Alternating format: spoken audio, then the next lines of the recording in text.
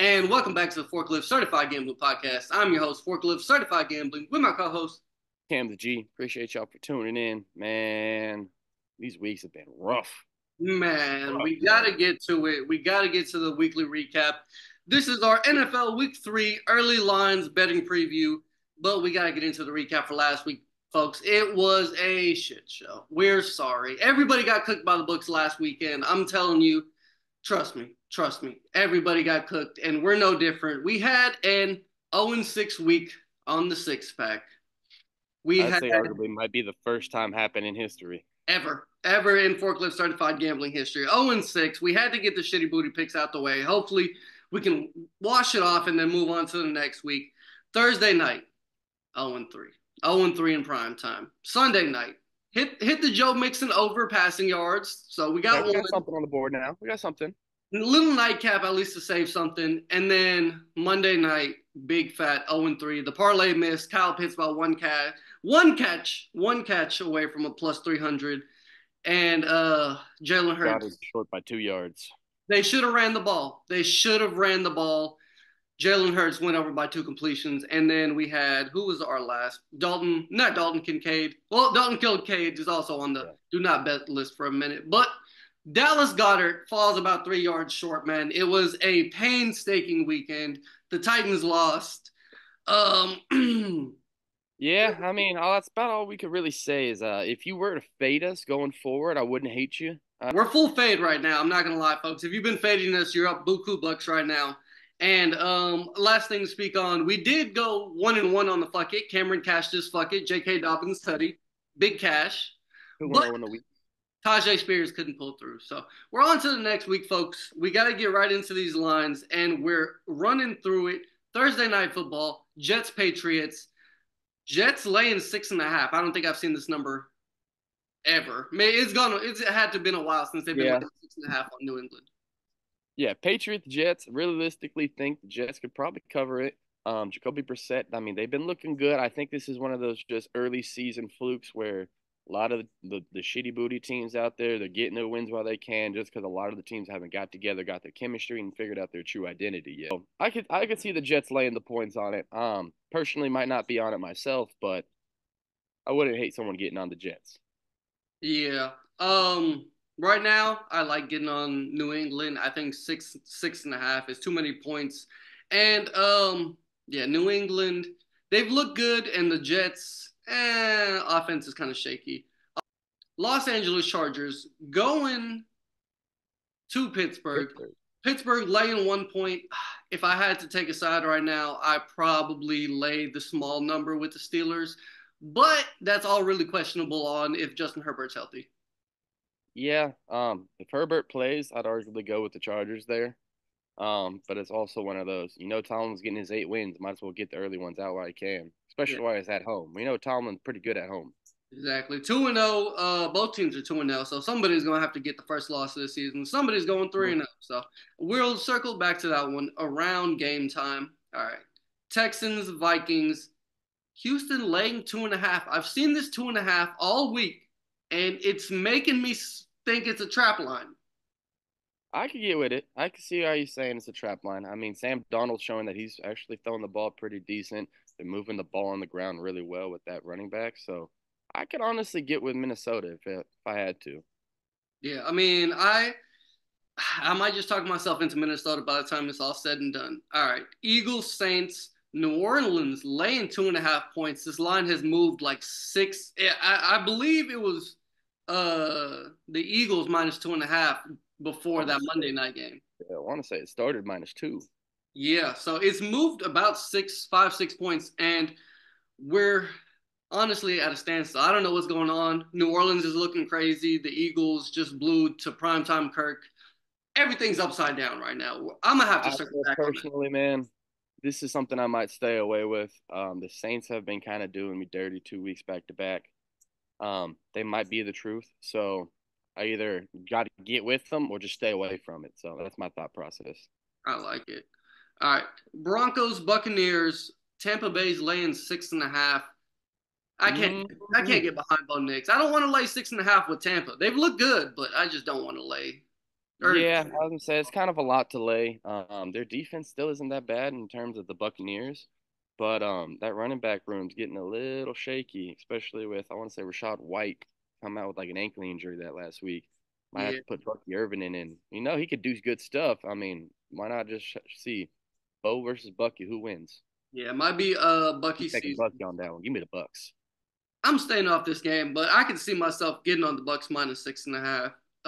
Packers Titans. Titans laying 2.5 at some books. I see 3. If I can get a 2.5, I think I'm laying it. Nobody wants to bet the Titans. Nobody wants to bet the Titans anymore. The general public's off. The pros are probably off, and this is probably the best time that you can get value on Tennessee. I personally don't think Tennessee is an 0-3 team, and I think that Malik Willis is going to struggle a lot in that game, mostly because one, he's going to have to start throwing the ball. They're not at that home field. I don't think they can run on us like they can whenever they're at home. So I think it's going to be a lot closer game than people think. I think Titans, like I said, better than 0-3. They're going to get this dub. Yeah, I I like would it. take I the mean, pick, Josh honestly. Jacobs, he had 30 carries last week against the Colts. And And that's this Titans decent. run defense is definitely the better ones in the league. And I think if you have to make Malik throw the ball, like you said earlier, that's how you beat them. And that Titans secondary is top notch. So go ahead, lay the points with the Titans. Giants, Browns, Cleveland laying 6 points on the Giants. Mm, I I can't lay that many with Deshaun Watson. I think it's going to be a lot closer of a game, but I don't want to take the Giants right now. That's definitely shitty booty territory, but yeah, you kind of I'm took the playing. words out of I'm my mouth laying off there. for a week. Laying off for a week. You take the words out of my mouth there. The Browns, I don't know, man. I don't know. Kind of sketch balls to even put any money onto them. But again, you got Danny Dimes looking like Danny Pennies. You took the words right out of my mouth. Yeah. Bears, So, Colts. Indianapolis is laying 1 point in Indianapolis. I want to take the Bears. I want to take the hear me Bears. out. Hear me out. You basically got two. I mean, I know Anthony Richardson ain't a rookie, but he's pretty Basically, much a rookie. He didn't play much last year. He's coming back. This is a rookie year. You got his rookie season. He always plays better at home. If you just look at him, home versus away splits, he always plays better at home. You really think Caleb Williams going to come in here with his nails painted and do good? no, I'm really thinking it's You the really Bears think so? defense. I think if the Bears can take away the run game from Indianapolis and they have to make Richardson beat them through the air, I think the Bears probably keep it close. And I I, really don't know. I'm thinking backdoor cover, fourth like walk off, kicks field goal goes in, they win it. I'm staying off right now, but I do have That's a what I would heavy think. lean to the Bears plus the points. Okay, okay. All right, Panthers Raiders. This number has came down from 7.5 to 5.5. Raiders laying 5.5. The Red Rifle is back in the NFL. Bryce Whoop, Young whoop. benched after 2 games. It's a Yeah. shit show in Carolina. Early thoughts, I kind of want to lean to this Andy Dalton offense. I mean, we saw him last year when he was in Carolina, stepping in for Bryce Young for a couple games.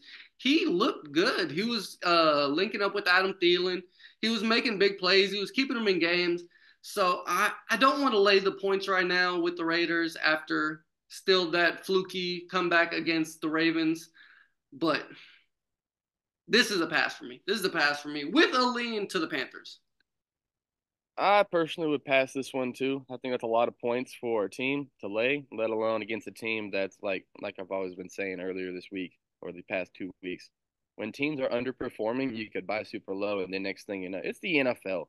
The best teams lose to the worst teams. The worst teams beat the worst teams. Yeah, it's any given Sunday. Any given Sunday, all it takes is someone to have a bad morning, something in their coffee, I don't know, and then Carolina takes a game off someone. Yeah. So, So I personally would stay away from it, but I I'm do like sure. I might lean with the Panthers because I mean I always like seeing the redheaded folk out in the league. Yeah, and this is definitely a buy low spot on them. But Dolphins Seahawks. Dolphins lay no wait, Seahawks laying 4.5. Skylar Thompson's gonna be out there. I think Miami probably keeps this to a close 3 point game. They still use a lot of motion. They still have exciting running backs. I think the Dolphins should be able to cover this, but I'm probably staying off right now just because Seattle's locking in. They're 2-0 right now, so I'll say this much: I'm keeping my ear out. I hear Tyler Huntley might be getting signed into the Dolphins, rumors of it. So I think that might be a kind of plug and play thing right there, especially the way they like running their offense. We will see. We will see. But All right, if that doesn't Ravens. happen, I'm sticking away from it. Skylar Thompson, no way, Jose, buddy. Skylar Thompson is not that guy, folks. All right, Ravens, Cowboys. Ravens laying a point and a half at some books in Dallas. What do you think? And so I got burnt really bad by Dallas, really bad by Dallas last week. And I was doing a little bit of searching. They got a 67% win rate after a loss, especially a home loss, too. So it really makes me think maybe Dallas gets fired up and says, hey, I got to go beat someone. Like I said, good teams lose to bad teams and go back to beat good teams. You never know. But I'd probably lean with the Ravens just because Dallas, no. Yeah, I mean, Not I after have last Lamar week. as a Not small after last favorite. week. And Dallas has been, I mean, it's just a CeeDee Lamb show. They don't have anybody else in that offense. And I've been saying that all offseason. I've been saying that leading up to all the fantasy drafts. Outside of CeeDee Lamb, who does Dallas really have? So I'm probably going to be laying the Maker. Ravens. All right. Lions, Cardinals. Detroit's laying 3 points on the road. Arizona, sneaky team. Been a sneaky good Yeah, team. yeah, they've been looking pretty good so far.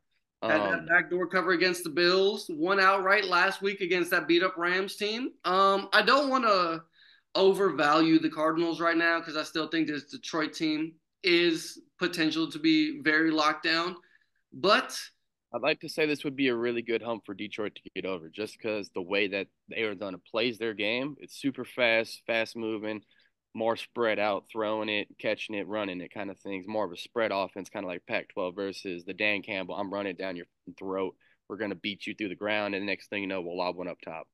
So it's going to be a whole different type of gameplay that they're usually playing against. And I mean, you saw that they beat the Rams last week, and gives them a good chance. if I can get a plus 3.5 on Arizona, I'm definitely smashing it right now. But I plus look at the three, it football. is a lean. All right, Rams, Niners, a lot of injuries on both sides. Mm-hmm. Niners laying 7.5 at some books. Um, this is probably a pass game. 7.5 seems too much without CMC, without Debo Samuels now.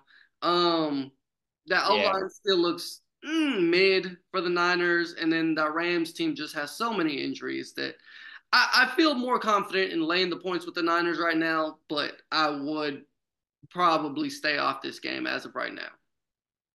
yeah. Um, if anything, I'd probably look at some player props. Look at Jawan Jennings receptions, going with some yards. That's probably my first thought process with that. Probably stick away from the totals. I like it. I like it. Chiefs Falcons. Chiefs coming to Atlanta, laying 3.5, back to back Sunday night spots or back to back primetime spots for Kirk. Um, I'm all over Atlanta plus 3.5. I don't like Patty as a favorite of more than 3 points. This Atlanta team has proven that they can be scrappy, and honestly, Kirk Cousins impressed me. I'll say that. I was a Kirk Cousins hater. I'll say it. I'll say it. But I wasn't familiar with his game. I owe him. I will I say owe him he's an still apology. 10-23 in primetime games overall. Yeah, but a lot of those were with Washington, so Yeah, I think he's definitely been stepping it up as of late. I'm all over Atlanta plus 3.5. I think a lot of money is going to roll in on Kansas City, and the book's probably going to need Atlanta by the time Sunday night rolls around. I personally am going to second you with that. I mean, like you said, Kirk Cousins been pretty rough on prime times. He broke that 9-year streak on Monday. So I mean, once you break a curse, it can't ever be undone again, man. Kirk Cousins Exactly. might just be unchained. Who knows? All right. But what they need to do is throw the ball to Kyle Pitts one more time. What I'm saying. I'm saying. Um, Jags Bills. Bills laying 5.5 or 5 in Buffalo, depending on the book.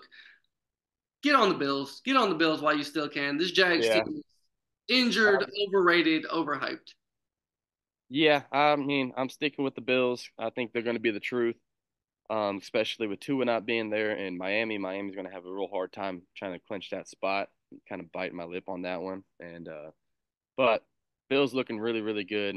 I haven't really seen much out of the Jaguars. I mean, they contended pretty decent in Week 1 against the Dolphins, but I mean, the Dolphins can't stop anyone, so that doesn't prove not much for me. So I think the Bills locked down. They're in Buffalo. It's going to be a little bit chillier up there. I think I'll take the Bills. maybe by 10. Lay the Bills points. All right, folks, this has been the Forklift Certified Gambling Podcast. I'm your host, Forklift Certified Gambling, with my co-host, And the G. Appreciate y'all for listening, tapping in, tuning in, doing what you do. Go down to the thing in the bottom called the comments and let me know what your worst bet was last week. Yeah, let us know, folks. We're only a couple clicks away. Y'all make sure to tap in with us. Follow, like, comment, subscribe. Follow all the social medias, man. Thank y'all for tuning in again. Peace. Doses.